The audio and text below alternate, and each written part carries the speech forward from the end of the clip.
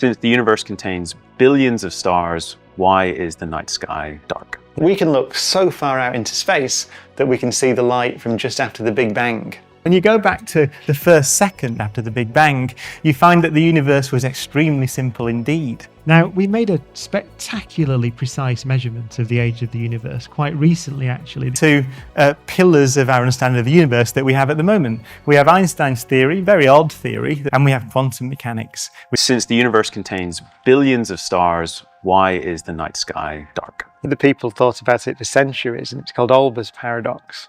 A Dutch astronomer, he was Dutch, wasn't he, Olbers? I think so, yeah. He thought about this, and he came to the conclusion that if the universe had been around forever and it was infinite in extent, then you could look up and every line of sight would end on a star. And if there'd been enough time, then the light would have had time to come to us.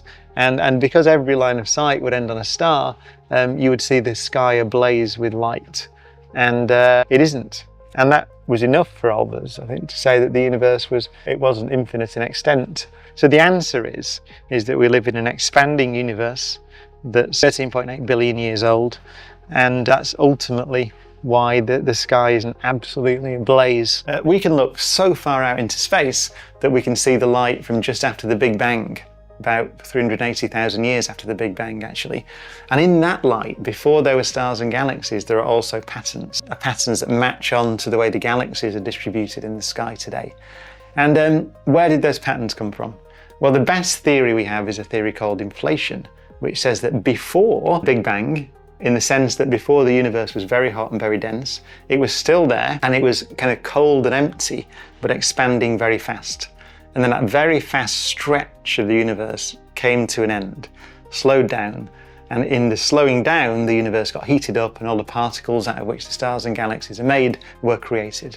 So that's called inflation. There's good evidence for that. When you go back to the first second, or the first thousandth of a second, or the first millionth of a second after the Big Bang, you find that the universe was extremely simple indeed. So our picture is that the universe has been expanding and cooling ever since it began, and getting more complicated. So things like you and me, and stars and planets and galaxies, these complicated structures that we see out there in the universe, are in a sense properties of an old and cold universe. Right? In a sense, they've crystallized out.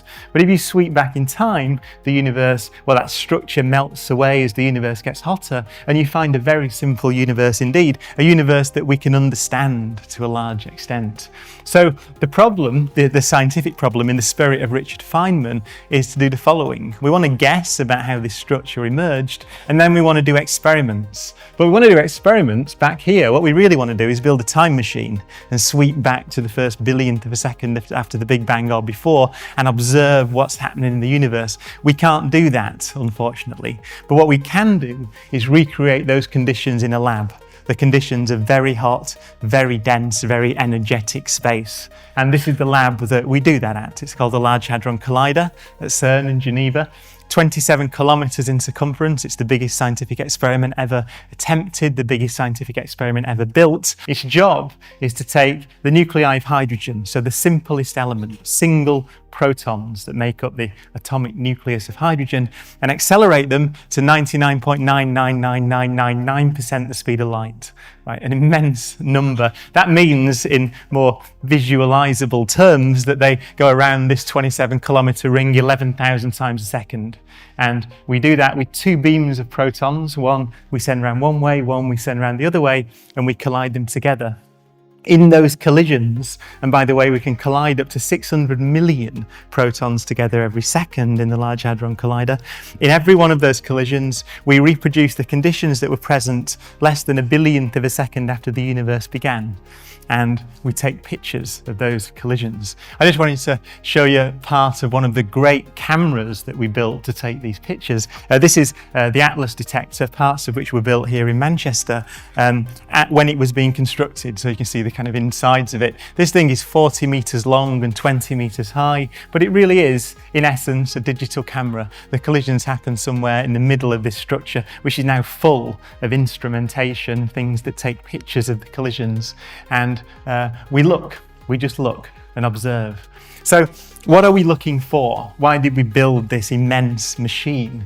Well, as of today, as of now, then this is what we know of the universe. So we know today that the universe is built of just these things. These are the fundamental building blocks of the universe as of now.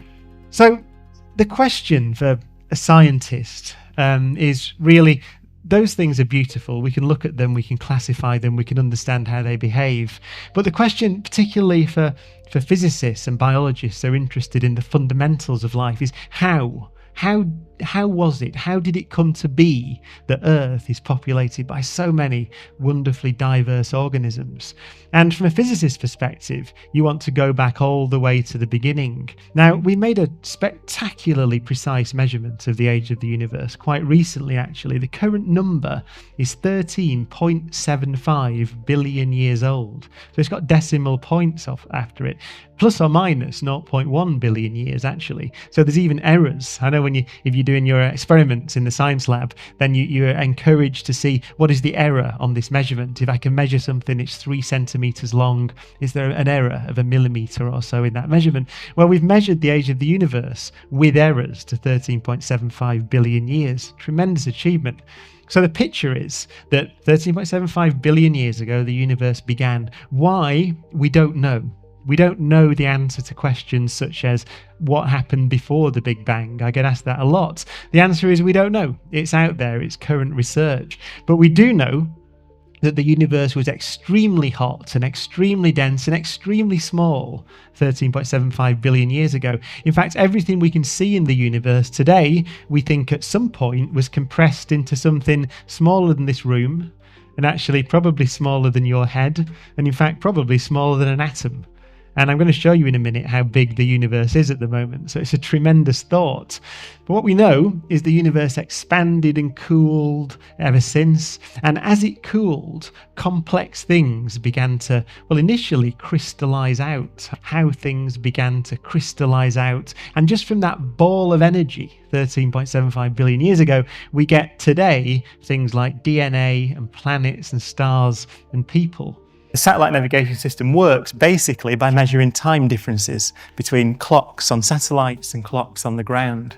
The satellites are moving relative to the ground and they're high up, so gravity is a bit weaker. Turns out that means time passes at a different rate.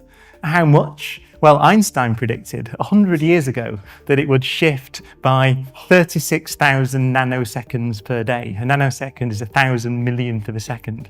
That doesn't sound like very much, 36,000 nanoseconds. But light travels 30 centimeters in a nanosecond.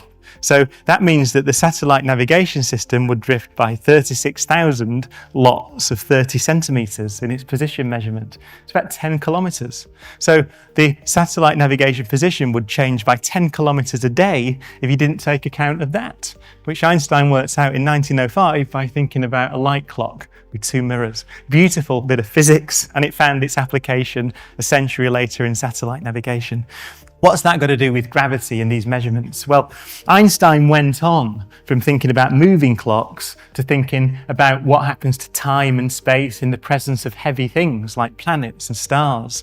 And he found, or his theoretical prediction was, that not only does movement bend space and time, but heavy things like planets and stars bend space and time as well. And he made predictions about what that means. It actually means that when you're traveling through space near a planet, you feel like you feel a force because you're moving through bent and curved space and time. That force is gravity.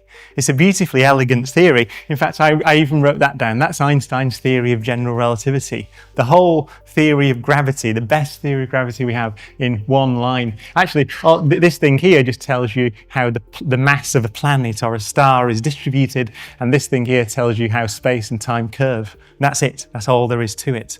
And then the picture is that as things move through this curved space, they bend because they're going through a curved space, and that's what we feel as the force of gravity.